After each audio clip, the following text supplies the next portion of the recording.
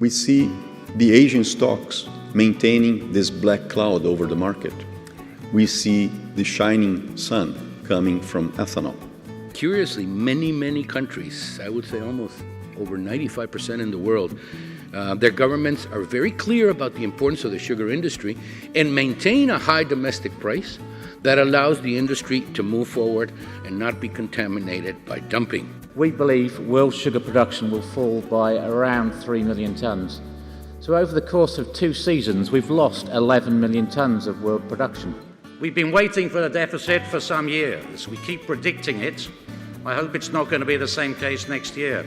10 years ago, the sugar consumption number in the U.S. was just shy of 10 million tons, while in 2018, the USDA had sugar consumption number of 11 million.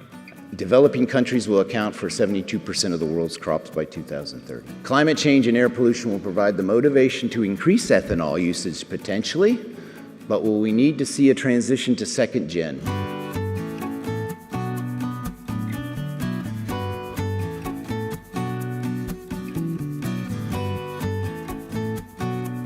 One of the strongest topics is the concern of these low prices that we are observing in the sugar market, but at the same time, the opportunities for new investments in regions like in Brazil because of programs like RenovaBio. O RenovaBio para o setor vai significar, em primeiro lugar, nós termos a capacidade, a possibilidade de identificarmos os nossos processos produtivos. E ele está lastreado em 3 grandes princípios, que é a redução das emissões, maior previsibilidade na política de estímulo à produção de biocombustíveis e expansão da produção do uso de biocombustíveis. Sabedoria, acho que essa é a arte que o nosso país tem de ter uma matriz sustentável.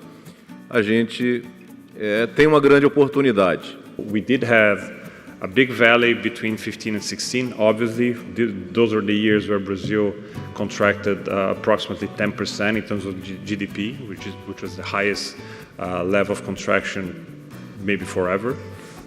That recuperated a lot over the past few years. What's the commonality of our investing?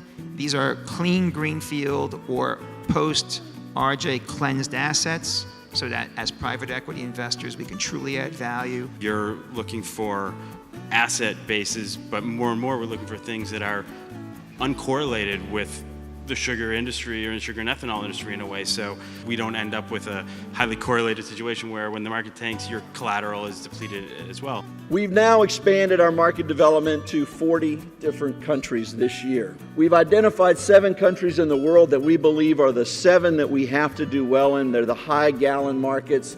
Number 1 is Brazil. The export market has become increasingly important to the U.S. industry. So the big takeaway is that the future of sugar is very much linked to energy, biofuels, petroleum, and the option of mobility in the future.